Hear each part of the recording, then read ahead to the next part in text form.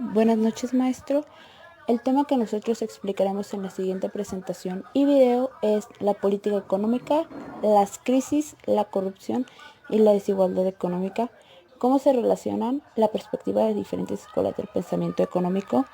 Y el equipo está conformado por Ramírez Bárcenas, Gisela Yasmín, Sanelia Sánchez José y su servidora Valencia Portillo, Camila Alejandra.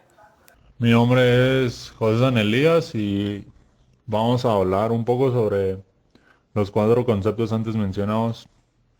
El primero es política económica y se define como un sistema de reglas o medidas diseñadas para aumentar la riqueza de una nación y activar el sistema de producción, promoviendo así el bienestar general de la población. Sus principales objetivos son el pleno empleo, la estabilidad de precios y el mejoramiento en la balanza de pagos.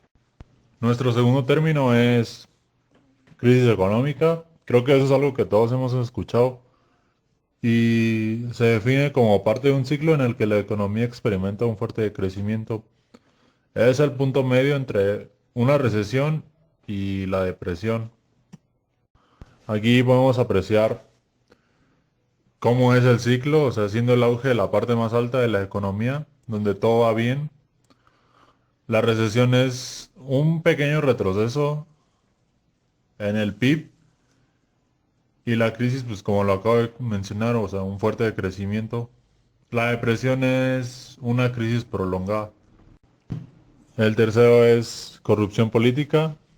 Y eso es algo que mis compañeras van a mencionar más adelante, pero aquí lo introduzco un poco. Es el acto de deshonestidad o conducta delictiva por parte de funcionarios o autoridades públicas, donde abusan de su poder e influencias en el uso indebido de los recursos económicos a los que tienen derecho en previsión de su beneficio propio o el de sus familias.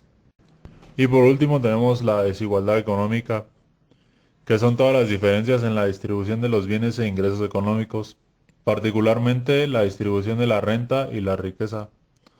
Este término generalmente se refiere a las desigualdades entre individuos y grupos en una sociedad, pero también puede referirse a desigualdad entre naciones. Ahora yo, Camila Valencia, les explicaré un poquito más del tema. Si bien desde una perspectiva heurística, dejando de lado ahora los debates políticos, económicos, sociales e incluso en algunos casos jurídicos, necesitamos abordar una posible definición de lo que sea la corrupción. Según el diccionario de la Real Academia Española de la Lengua, la RAE, la corrupción en su carta de acepción es definida de la siguiente manera. En las organizaciones, especialmente en las públicas, práctica consistente en la utilización de las funciones y medios de aquellas en provecho económico o de otra índole de sus gestores. Sin embargo, el concepto sigue siendo con el vicio original, ocultando el poder económico corrompedor. Se puede buscar también definiciones más amplias en el ámbito cultural, en el económico y en el de la ciencia política. Un ejemplo claro es el que ahora les voy a dar, que es el de Dobel, quien definió hace ya algunos años la corrupción como la incapacidad moral de los ciudadanos de forma en compromisos moralmente desinteresados hacia acciones, símbolos e instituciones que benefician el bienestar colectivo. Uno de los colectivos que comete este afable es el de los economistas, ya que son muchos los autores que cuando hablan de corrupción únicamente se refirieron a la corrupción pública. Por ejemplo, ya en 2001 realiza un énfasis en que, aunque es difícil estar de acuerdo en una definición precisa, hay consenso en que la corrupción se refiere a actos de los que el poder del cargo público es usado para beneficio personal de una manera que contraviene las reglas del juego. Hablando de economía, ¿cómo explica esto la corrupción?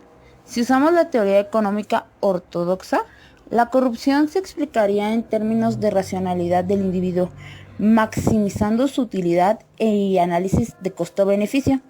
Si la probabilidad de que se descubra un acto corrupto y o su castigo es bajo, entonces es rentable ser corrupto. Si se sigue esta lógica y dando una suposición para que para una determinada acción corrupta los costos, en este caso los castigos, son relativamente bajos y son los mismos para todo el mundo, entonces todo individuo que pudiera realizar dicho acto corrupto lo llevaría a cabo. Algunos nuevos autores podrían ser explicados por la economía institucional, ya que, debido al énfasis en las instituciones, los economistas institucionalistas están más atentos a las reglas y a su transgresión. Esto lo dijo Hudson y Young en el 2008. En cambio, Boehm en el 2005 sostiene que un enfoque neoinstitucionalista del problema de la corrupción parece la metodología más adecuada para su análisis. Pese al predominio de la teoría económica neoclásica, ha ido adquiriendo importancia, interés y reconocimiento en los últimos años. Si a este enfoque va adquiriendo importancia, interés y reconocimientos en los últimos años, si a este enfoque también institucionalista de la economía se le coloca delante el adjetivo nueva, es porque antes hubo una teoría económica institucionalista vieja. Así pues, hay dos vertientes del pensamiento económico acerca de las instituciones, que es la vieja economía institucional. Parada en el 2003, prefiere denominarla economía institucional original, por sus siglas EIO, para evitar el prejuicio de un institucionalismo viejo o fuera de moda, frente a uno nuevo o moderno y la nueva economía institucional. A continuación explicaré un poco sobre la corrupción de América Latina.